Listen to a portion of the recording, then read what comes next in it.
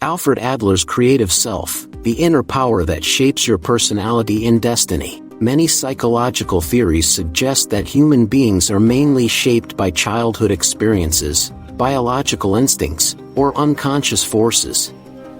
According to those views, we are often seen as products of our past. Alfred Adler, the founder of individual psychology, offered a much more empowering idea.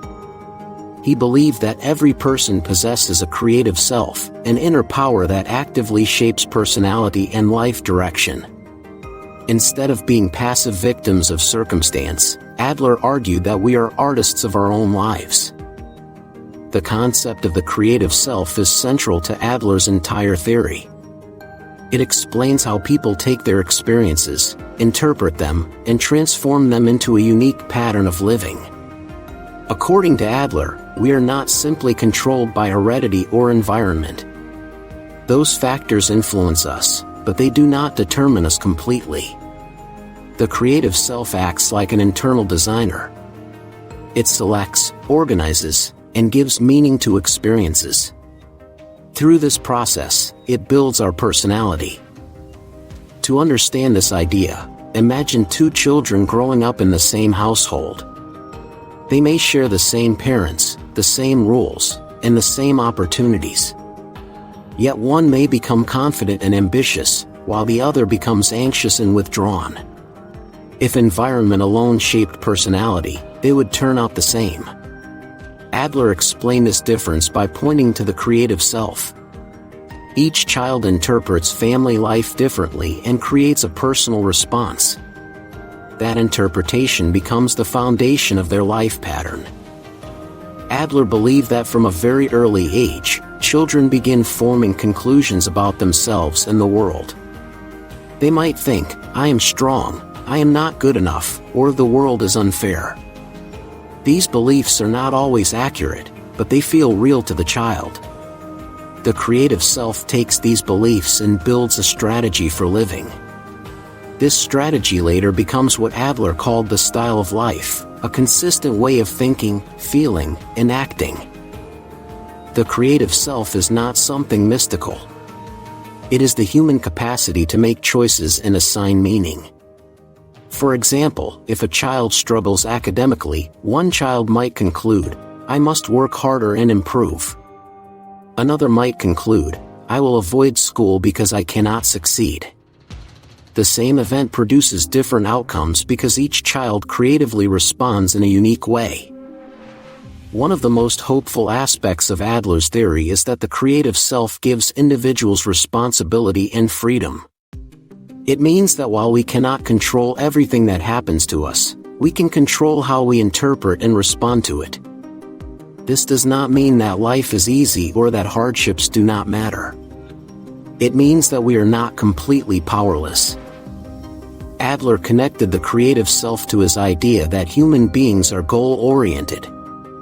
From childhood, we develop a goal of overcoming feelings of inferiority and achieving significance. The creative self chooses the path toward that goal. It designs our personal approach to gaining value and security. Some may strive through cooperation and contribution. Others may strive through competition or withdrawal. The chosen path reflects creative decisions made early in life. For example, a child who feels physically weak may creatively decide to develop intellectual strengths. Another child in the same situation might focus on social popularity. The creative self allows individuals to compensate for weaknesses in unique ways. This ability to transform difficulty into motivation is a powerful human quality. However, the creative self can also create unhealthy patterns. If a person concludes early in life that they must be perfect to be loved, they may build a rigid and stressful lifestyle around that belief. They might become overly critical of themselves and fear failure deeply. In this case, the creative self has built a strategy that protects self-worth but also creates anxiety.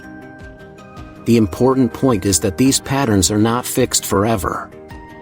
Because we are creative beings, we can revise our conclusions. Once we become aware of the beliefs guiding us, we can question them. A person who has lived with the belief, "I must never show weakness," can gradually learn that vulnerability builds trust and stronger relationships. The same creative self that built an old strategy can design a new and healthier one.